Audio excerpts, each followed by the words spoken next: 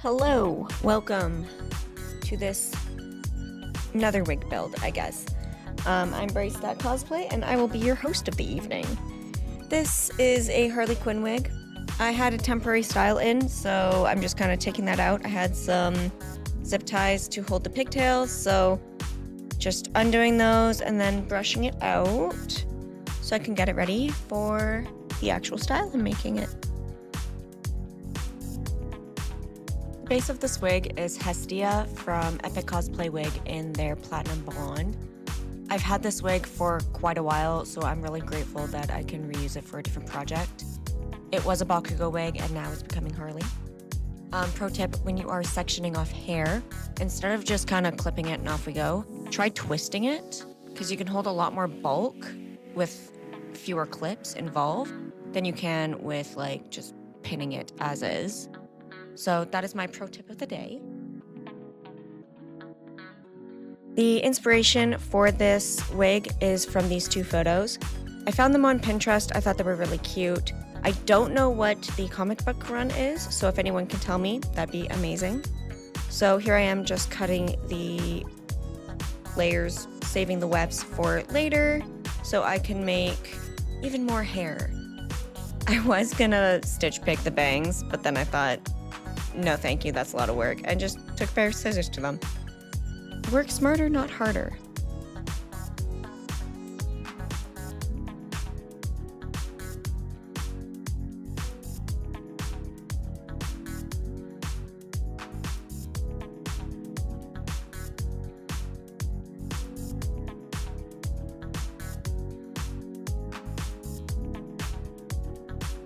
And just like that, she is bald.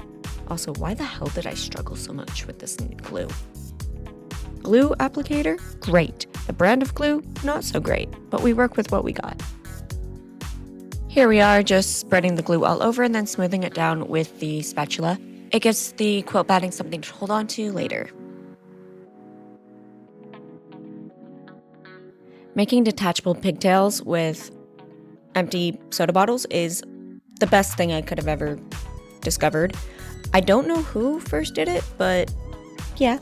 The thicker the bottle though, the better the hold, I will say. That being said, if you have it, use it.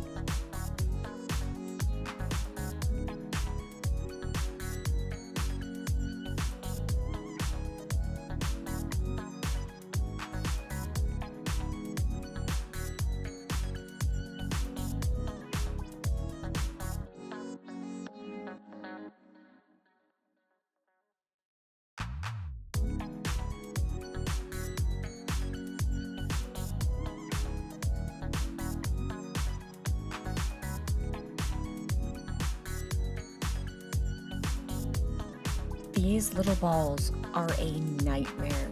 They are so breakable. You cut the wrong area once and it's immediately falling apart. And then the mess it makes. But they're honestly cheap and easy, so don't hate them too much. Just make sure if you do use this technique, just slather it in super glue or hot glue and make sure you do not get it in the cap itself and just on the outside.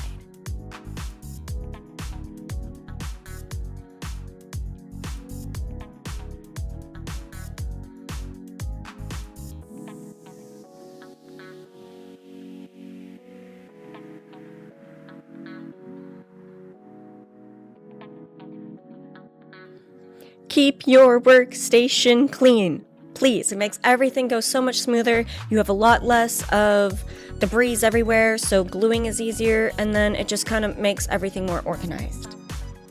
So clean your stations, please.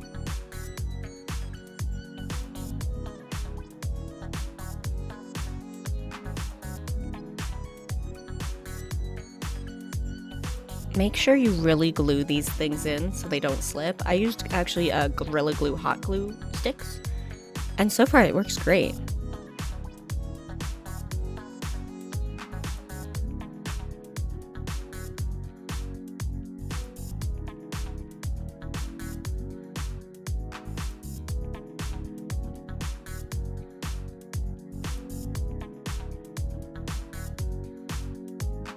I found this process was a lot easier when you had help, because I can back off, see kind of how I liked it, and then position it. Also, when you're gluing these together, please, for the love of everything, make sure it's not slowly falling and sliding down when it happens, because then you don't notice until it's too late that it's not where you left it. Also, if you have bigger or heavier pigtails or whatever you're putting on this, you can always reinforce it with Worbla or brackets, like metal brackets. I've seen people do that. And then cover it with quilt batting. But because these pigtails were going to be quite light and not as heavy, I just used hot glue and then quilt batting.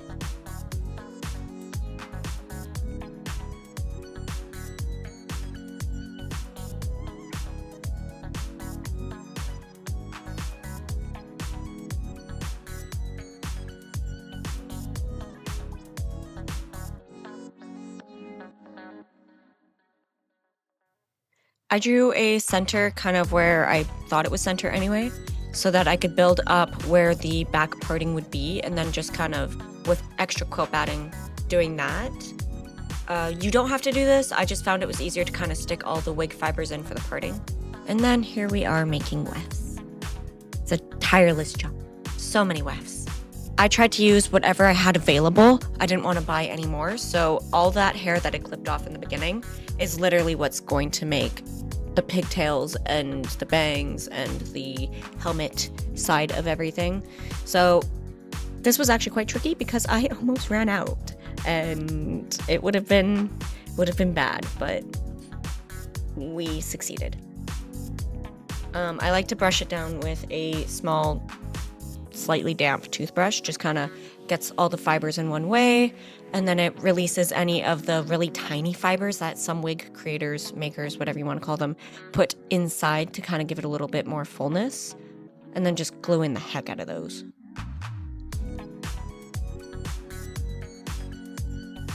Later on, I found a better way of doing the parting. So instead of doing it piece by piece like this, I took a whole bunch of leftover fibers and then hot glued all of it and just stuck it right on, and then parted it after, which you will see an example of later. But doing it this way is so tedious, and I found that gave a lot more holes to kind of fill.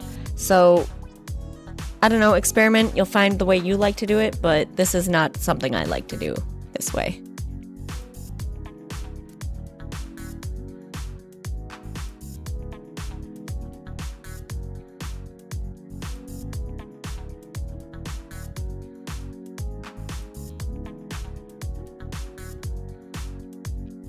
Brushing as you go will help make the fibers kind of stay in put.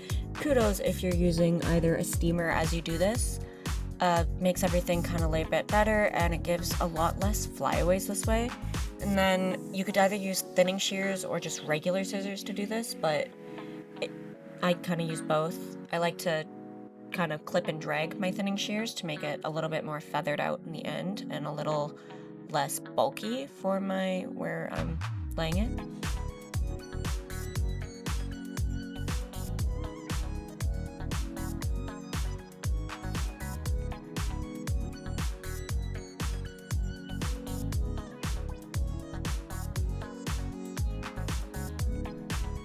Maybe it's because I'm so new to making like wefts and doing helmet style wigs, but this is what I'm talking about with holes to fill. Like, there was a pretty large gap that I needed to cover, and doing it the way I just did kind of used up a lot more wefts than just hot gluing, and yeah, but we made it work. Once again, just kind of brushing it out, laying down some glue, filling any holes, and then trimming the ends to where I need it. If you need glue to dry faster, use a a blow dryer on a cold setting. You don't want to heat it up, you just want to let it dry and then just lay it down. Works great. Chopsticks also work too for any pieces, but use what you have. I keep saying that in this video.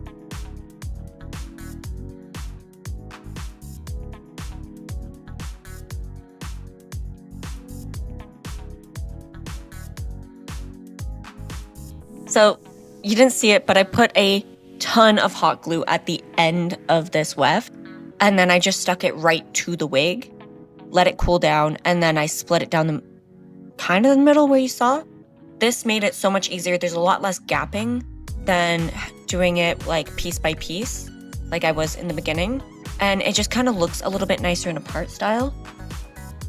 So that's what I found I liked. Obviously, like I said earlier, trial and error your own way. Yeah, this right here. You just saw like the line of hot glue, and then I just kind of shoved it on, thinned it out.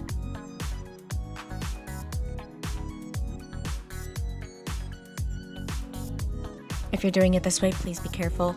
Hot glue really burns, and it can give you second degree burns in an instant.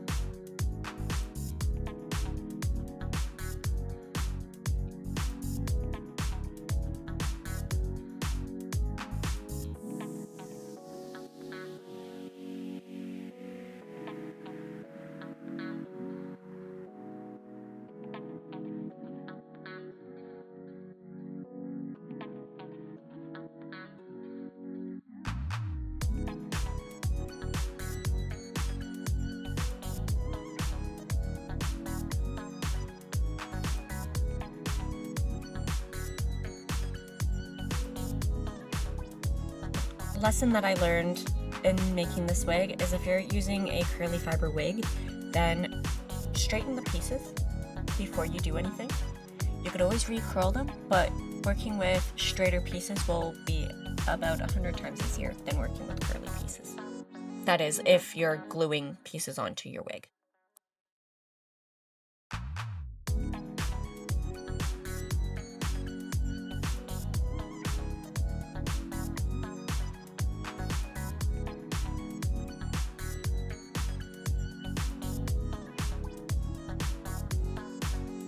Finally, after many long years, we're finally working on the pigtails. I found that the center of it was the hardest to glue, so you really just kind of gotta hold it there while it dries. You could use hot glue like I did. You could use E6000. You could use Oohoo. I don't know if I'm saying that one right. Anyway, but yeah, just make sure you're being careful. If you're using any of the other glues besides the hot glue, please use protective equipment, aka gloves, and a respirator if you need to.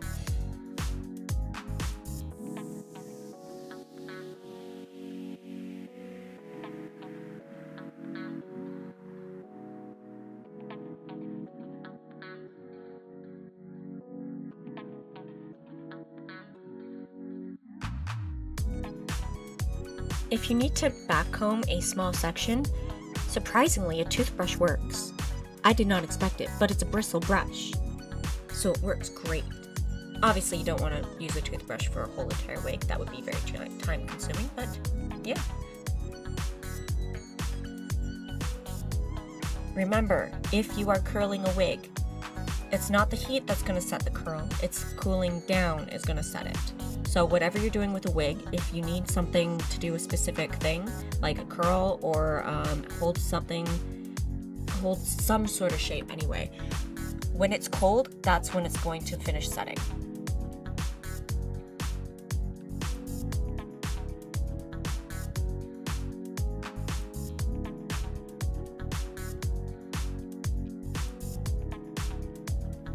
If you need fuller pigtails, you can always backcomb. I know a lot of people tend to focus on crimping, but in a pinch, and if you don't have a crimper or a waffle iron, you can always backcomb. But that is the end of this video. If you want to see more photos, you can check out my Instagram or my Ko-fi. And I hope you found it educational. I hope to see you on the next video. Thanks for watching.